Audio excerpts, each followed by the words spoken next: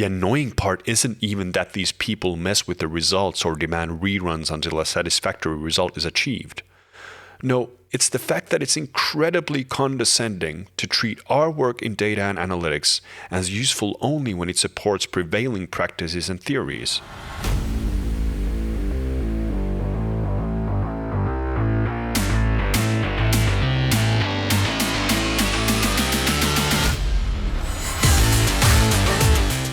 This is the Technical Marketing Handbook, a podcast where the host is occasionally joined by guests, but not today. Today our topic is motivation, or actually the lack thereof, and what solutions there could be. Welcome to the Technical Marketing Handbook. As always, I am your host, Simo Ahava, the co-founder of Simmer. Working with data can be so rewarding. From fixing data collection bugs to manufacturing quality hypotheses, from setting up global marketing data pipelines to embracing serendipitous discoveries, data can be a source of incredible thrills and heart palpitations. Especially during the current pandemic, it seems like data has been one of the big winners, if one can say that there are any winners in this day and age. Each published datum is dissected by connoisseurs and laypersons alike. Everyone and their uncle seems to know the ins and outs of prediction models, and new and inventive ways to approach static graph data are celebrated almost as much as the derived discoveries themselves. Let's face it, it's a good time to be working with data. It doesn't matter if you're in digital marketing, business intelligence, or the finance sector. You could be arranging the de-icing maneuvers in your local airport or drafting legislation to curb the use of data. The fact that you've chosen to take the data-informed path will reflect positively on you when this turbulent period is dissected in retrospection, sometime in the hope not too distant future. Having said that, this podcast episode is not a self-back-patting exercise. No, this is a therapy session. Primarily for me, but perhaps also for you. My truth is that over the last 4 or so years, it's been increasingly difficult to maintain excitement about working in data and analytics. For me, there are many reasons for this, and I'll explore each in this episode. I have a feeling I'm not alone in my analysis. The reasons are, broadly, 1, data itself is just a means to an end. 2, as data can often be an honest window into the inner mechanisms of organizations and companies, data and analytics work seem to be only supported when they treat the surrounding structures in a positive light. 3, the hard work of those who gather the data can be trampled on by those who present the results, and vice versa. And 4, the meta-discussion around data collection and processing is exhausting and divisive. I promise there will be a positive twist somewhere in the middle or maybe towards the end, but most of the remaining episode will be shrouded in the type of doom and gloom only someone from Finland can exude. And we'll get back to the sullen mood after these cheerful words from our sponsor. Are you a marketing or a data professional looking to skill up? Take a look at the online courses Simmer has to offer at teamsimmer.com. The courses are completely self-paced, and your enrollment will grant you lifetime access to the material, including any updates. Go to teamsimmer.com and use the coupon code HANDBOOK to get 10% off your course purchase. That's teamsimmer.com.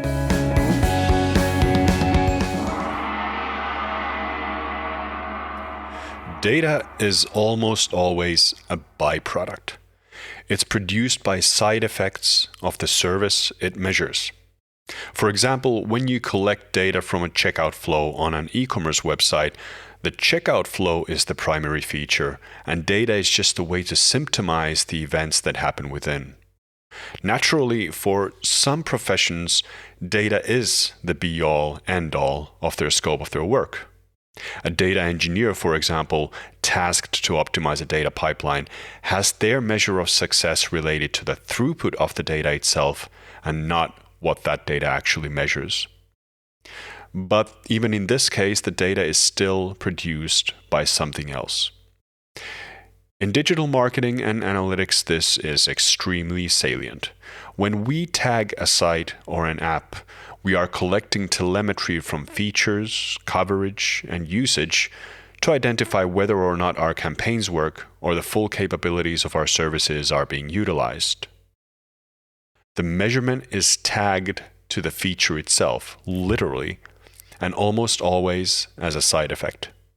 A side effect here means that the purpose of the feature isn't to generate the data. Rather, data generation comes as an extra task, often a costly and superfluous one. The fact that data is just a means to an end entails that those of us whose sphere of work does begin and end with data itself might find it difficult to present our achievements to the larger organization around us. The success we have in building a data collection machine or improving a data pipeline can be easily construed as baseline by the rest of the organization, who see the gradients of data quality as binary. There's good data and there's bad data. If the data engineer manages to collect good data, they've done what they were paid to do. There's no reason to celebrate it further. But we know how nuanced data collection is. We know how it's often an uphill battle to even introduce data collection to the service. We know there's 1,000 shades of gray between the elusive good data and the notorious bad data. So when we manage to build a data collection mechanism that finally elucidates all the traits and flaws of the service itself, it should be a cause for celebration, but it rarely is. Yes, a shiny dashboard will get you some oohs and ahs from the organization, but as a data professional, your success is still intrinsically bound to the success of whatever it is that you are measuring. And this can be very demotivational. It's easy to be dismissed as just a necessity that generates data for dashboards. Someone who's easy to replace once the next shiny tool comes along that purports to do the data collection automatically, intelligently, and with accuracy no human could strive to achieve. Data is just a means to an end. Those of us whose task it is to cultivate data can feel suppressed due to only working with exhaust fumes from the features themselves.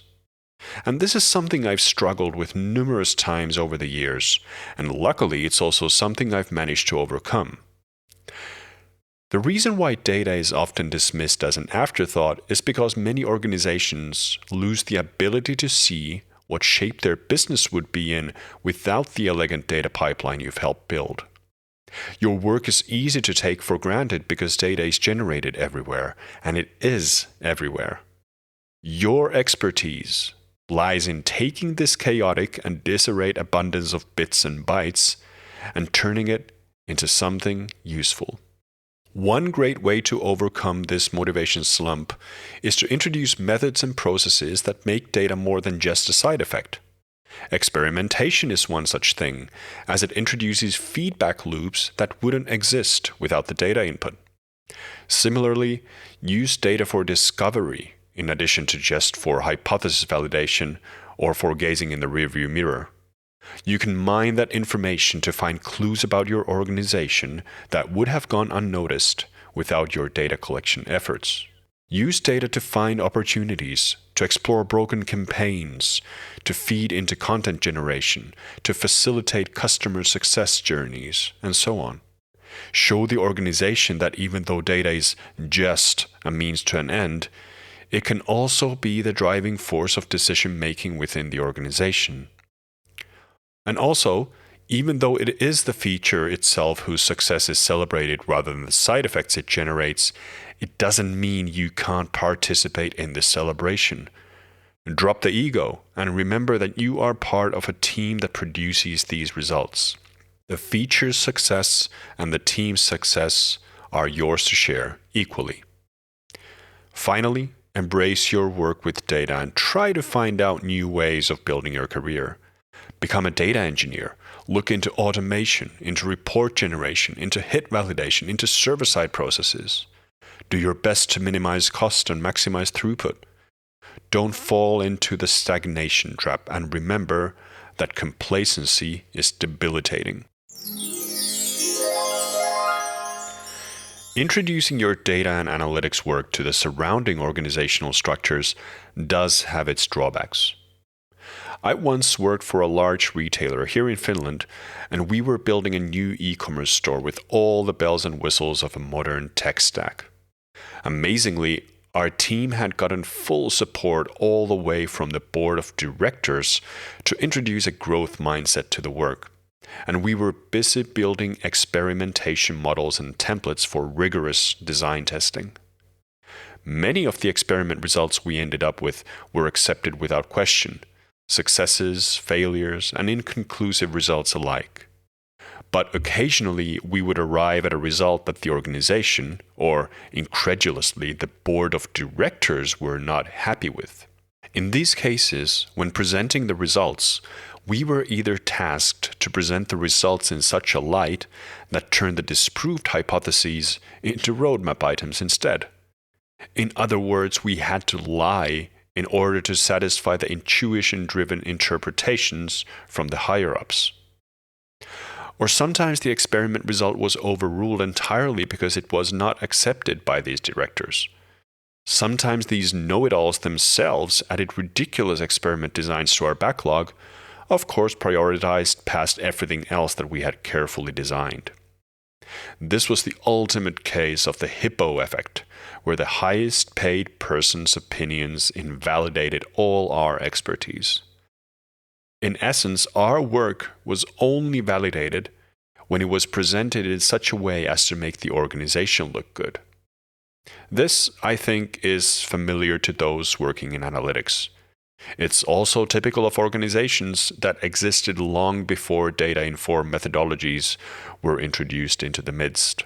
It's difficult to let go of a legacy of intuition, anecdotal evidence, qualitative market research, and pure good luck.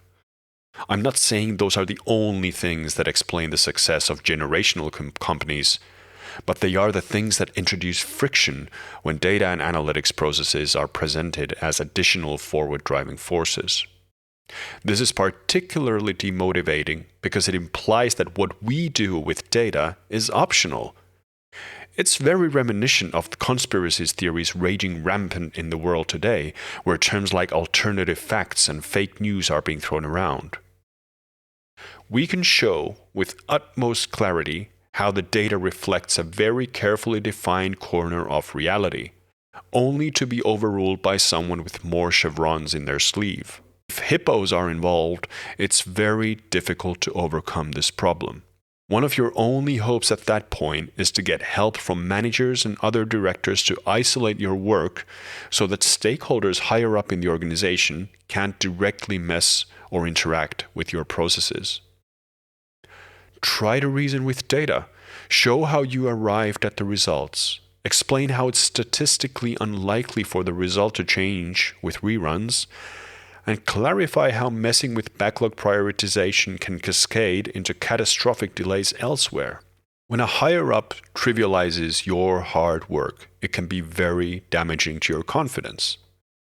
I've quit client work numerous times when I found that I was hired only as a yes man, or when my efforts were replaced by an afterthought from someone who couldn't tell what a conversion was even if explained to them like they were 5 years old.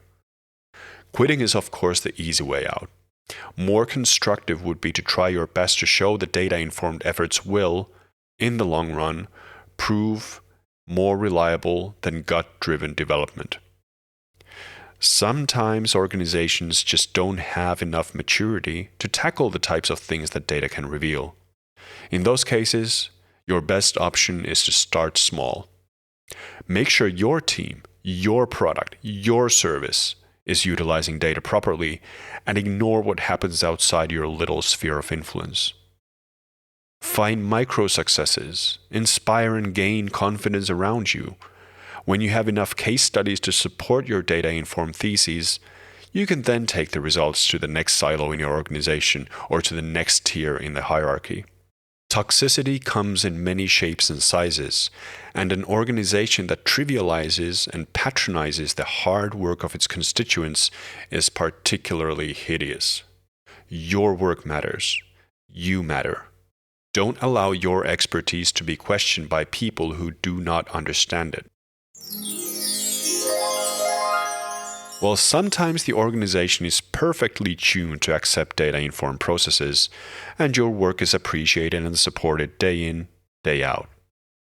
But occasionally there are silos in the organization separating the work of those who collect and process the data from those who present the results.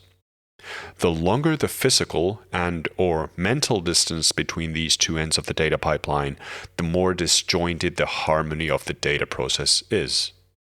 This, as many of the things I've been talking about today, is by the way a direct consequence of Conway's law, which I explored in episode 10 of this podcast. The inability to communicate within the organization leads to the inability to produce coherent results.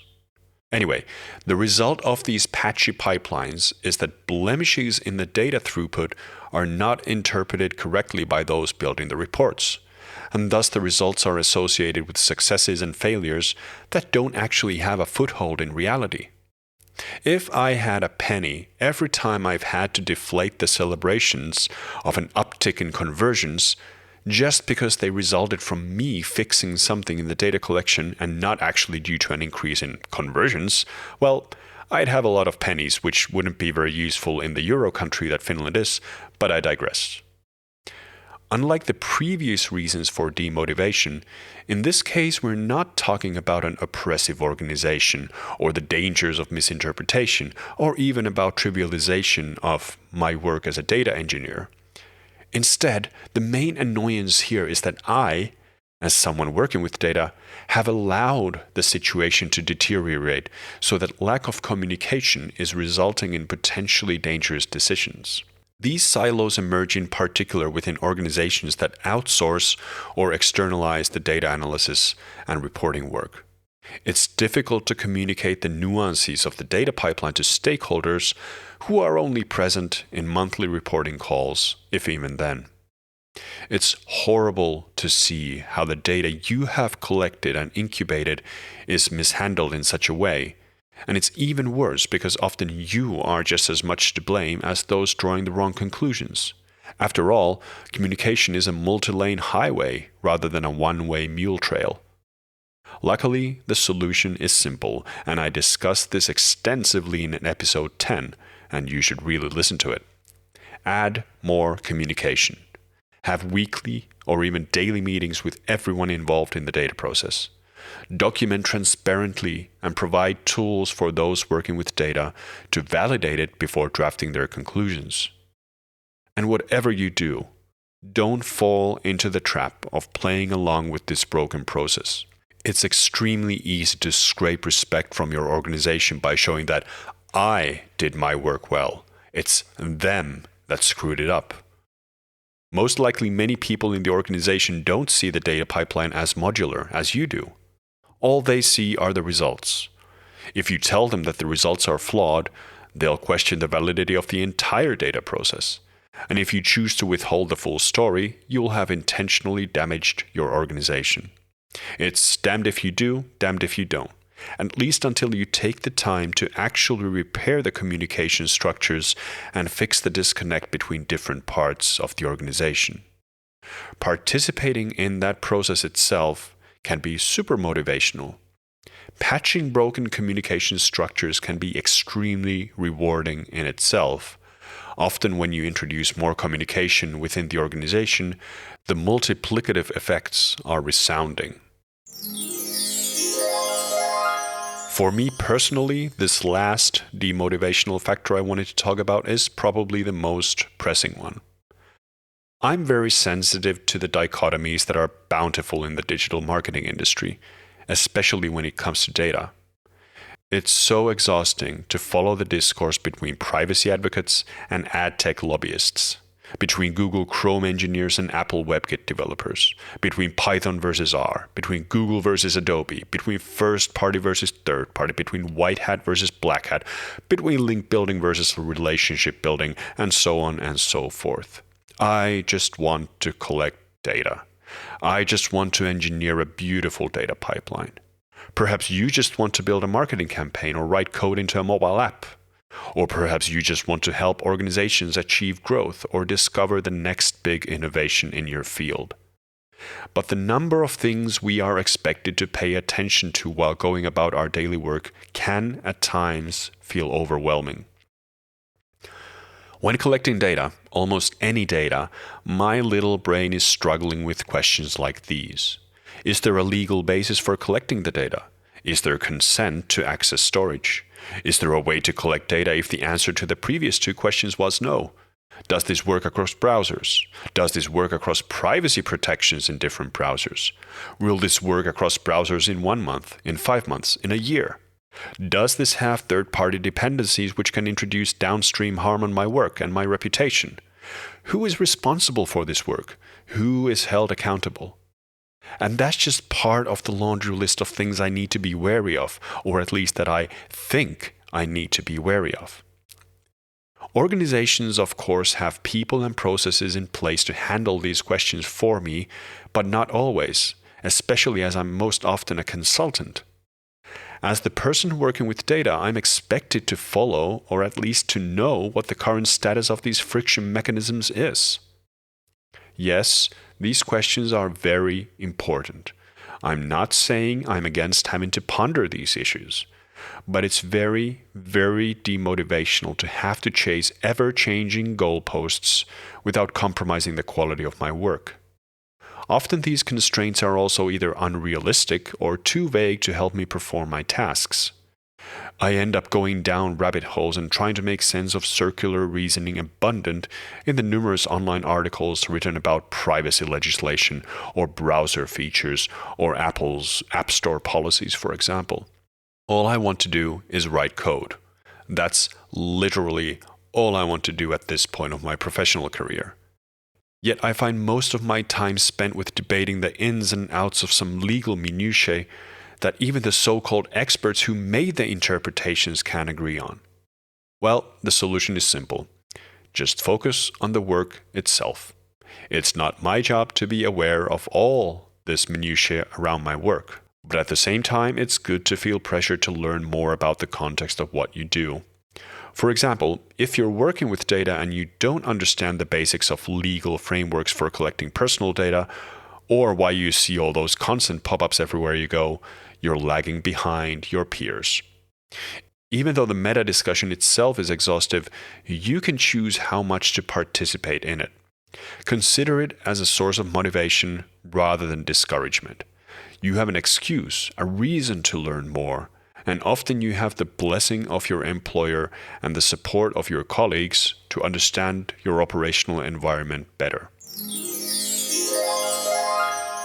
I struggle with motivation so often. Most of it is just the realization that what I do just isn't very significant or aligned with what's actually important to me. It's difficult to maintain excitement about working with data when all I want to do is work on my family instead. It's difficult to take seriously the pains an organization has with their search engine campaigns when the world around them is shut down in the middle of a pandemic.